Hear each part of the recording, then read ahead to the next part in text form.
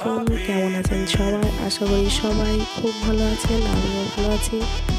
আমার 6 মাস বেবির জন্য আমি বাড়িতেই হোমমেড স্যালাড বানাচ্ছি। তো প্রথমে কাজু বাদামটা ভেজে নিচ্ছি। কাজু বাদাম ভাজা হয়ে গেছে, এবার কাঠবাদামটা ভাজিয়ে নিচ্ছি। দোকান থেকে কিনে আনার থেকে বাড়িতেই তৈরি করলে করাটাই বেস্ট হবে। তো কাজু বাদাম এখন ওটস খাচ্ছি। ওটসটা একটু হালকা দিয়ে দেখবো হয়েছে কিনা, সেই অনুযায়ী ওটসটা লবণ দেবো। এখন মাখানো ভেজে দিচ্ছি। মাখানো সেরকম অনুযায়ী ভাজবো।